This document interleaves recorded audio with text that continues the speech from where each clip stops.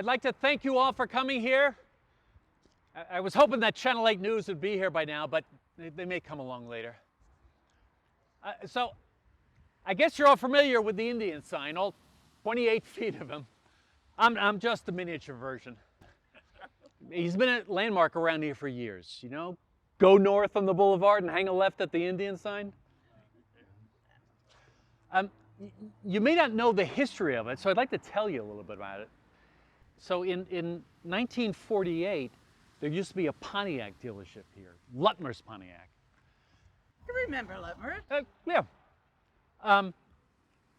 They named the car after the Indian chief, so they always used the trademark Chief Pontiac, right? And when Lutmer's located here, he wanted his own Indian. 3 stories tall with flashing neon lights and waving and pointing to the showroom. The neighborhood then started to go downhill. Lutmer's closed and this place became a used car lot. Several of them over the years. Chieftain Motors.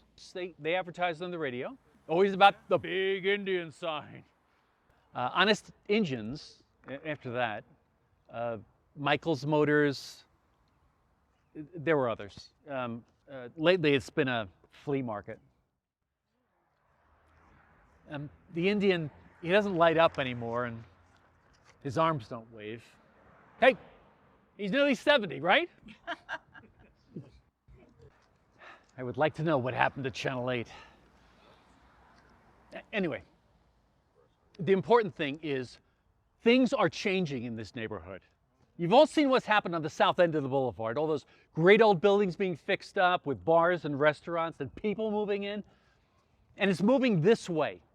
It was just in the news that Mitch Creamer and the statewide bank people, they've all been really involved in the South Boulevard revival. They have bought this property, this whole end of the block, in fact. So has he decided what he's going to do? No, he hasn't decided what he's going to do with the block yet, but I'm sure it's going to be exciting. And I want to be sure that his plans include the Indian sign. You know, with some paint and some fresh neon in those tubes, the old Indian can be as good as new. He's like the perfect centerpiece for whatever development Mr. Creamer has in mind. And that's why I'd like you all to help save the Indian. He's a classic piece of Americana. He's remembered fondly by a lot of people around here. I'd like to ask you to sign this petition. I won't be signing your petition. Nobody should sign it. But the Indian, it's a wonderful example of mid-century American advertising art. We need to preserve it before it's lost forever. It should be lost forever. It's racist. Just because it's a picture of an Indian doesn't mean it's racist. It's not like there was any offense meant. If that sign were a 3-story tall black guy eating a watermelon, everybody would recognize that it was racist. There wouldn't have to be any slogans or threats. It's a stereotype. A whole race of people boiled down to a cartoon. This is no different. I'm sorry you feel that way, but what justifies you making that judgment for other people, Miss... Francis Greyhorse. My people are Kiowa. I think I'm qualified to be offended by Uncle Tom Tom over there. All right, I am sorry you're offended, but this isn't aimed at you. That sign, it's part of a tradition of American advertising art in the 20th century. Every town, every highway had its animated neon signs. They had giant chickens and giant dairy maids. They were wonderful creatures of imagination, and too many of them have gone to the scrap heap. We can't afford to lose any more. We can afford to lose this one. Now, if you want to go find a neon rooster somewhere and save that, go for it. The other roosters won't be offended. Look, I know something about stereotypes, Miss Greyhorse.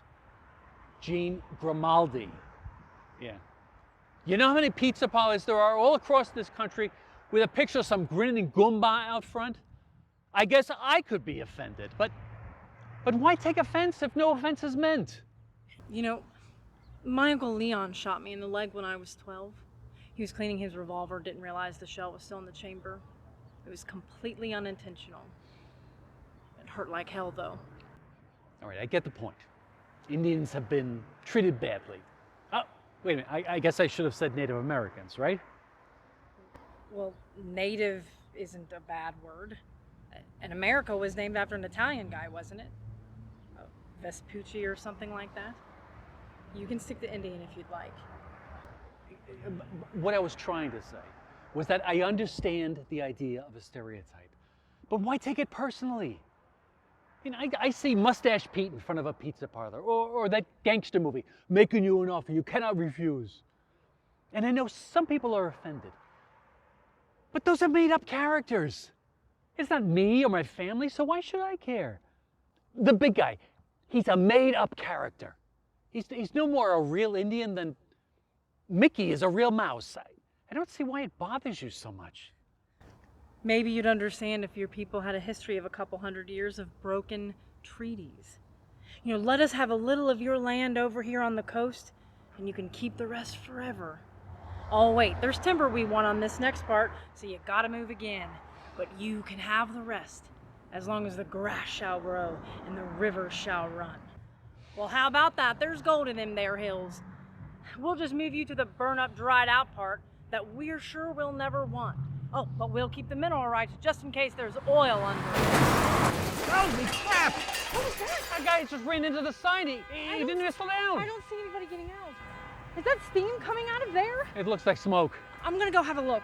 All right, I've got an extinguisher in my truck. I'll be right with you. Somebody call 911. Tell them a guy just ran into the big Indian on the boulevard. This looks bad.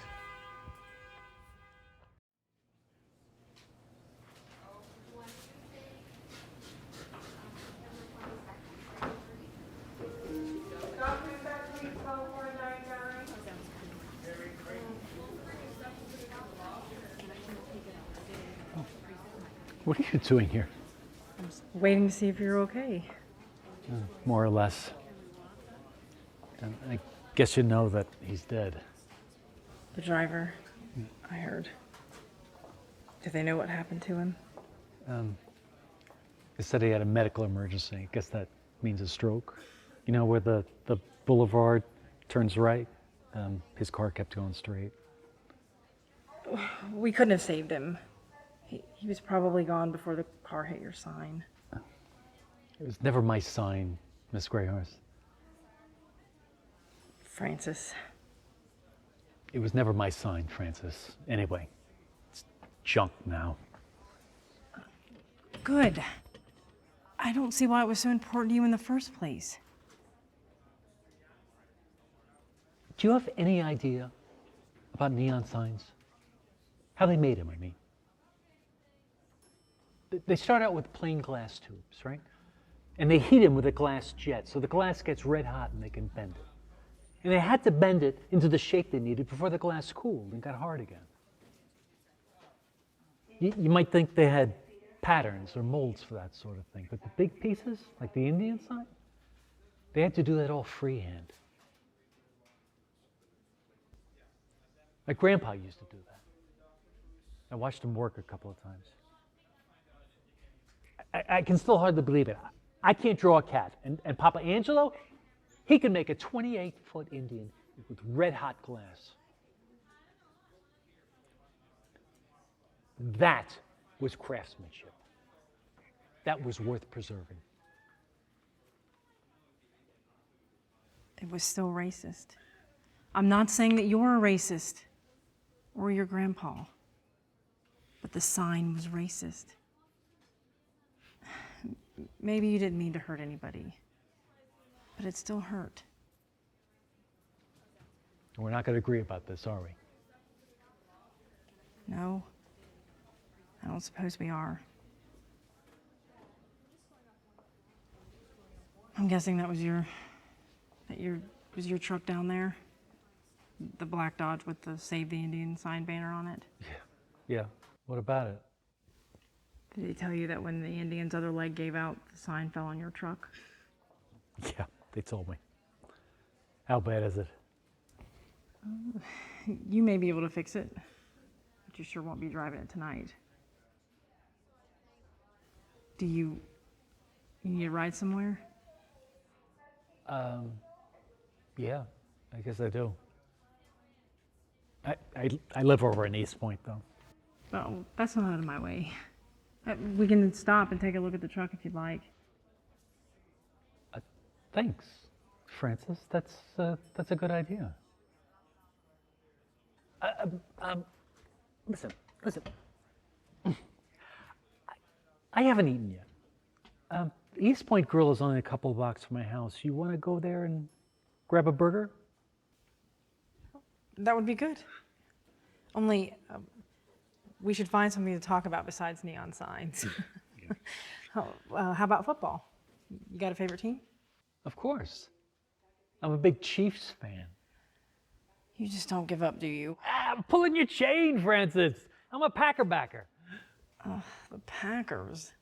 Well, I'm a Bears fan. Oh, give me a break. I got to win at something. Yeah, I guess so. The Packers? Well, let's go get those burgers.